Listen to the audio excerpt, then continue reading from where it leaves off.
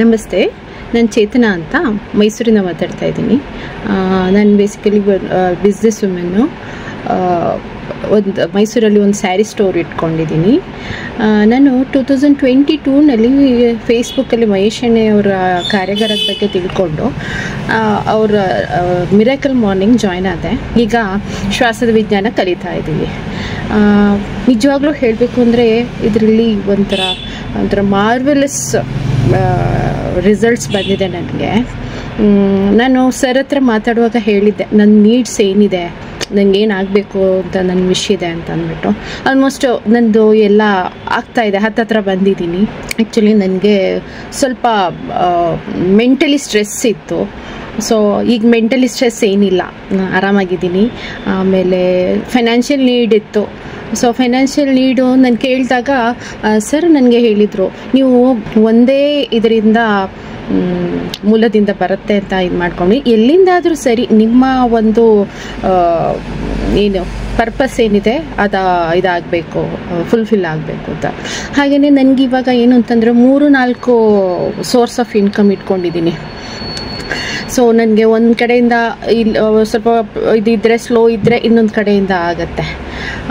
ಆಮೇಲೆ ಶ್ವಾಸದ ವಿಜ್ಞಾನದ ಬಗ್ಗೆ ಎಸ್ಪೆಷಲಿ ಹೇಳೋದಾದರೆ ವಾಟರ್ ಟೆಕ್ನಿಕ್ಕು, ಆಮೇಲೆ ಮಾರ್ನಿಂಗ್ ಎದ್ದ ತಕ್ಷಣ ನಮ್ಮ ಶ್ವಾಸನ ನಾವು ಗೊತ್ತಿಸಿ ಇದನ್ನ ಮಾಡೋದು ಮ್ಯಾನಿಫೆಸ್ಟೇಷನ್ ತುಂಬ ಚೆನ್ನಾಗಿ ವರ್ಕ್ ಆಗ್ತಾ ಇದೆ.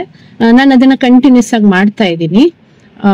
ಬಟ್ ಏನು ಅಂತಂದ್ರೆ ನಾವು ಯಾವುದೇ ಪ್ರಾಕ್ಟೀಸ್ನ ನಾವು ತುಂಬಾ ಕಂಟಿನ್ಯೂಸ್ ಆಗಿ ಮಾಡಬೇಕು. ಮಧ್ಯದಲ್ಲಿ ಬಿಟ್ಟಾಗ ಅದ್ರ ಸ್ವಲ್ಪ ನಮ್ಗೆ ನಿಧಾನ ಆಗ್ಬೋದು.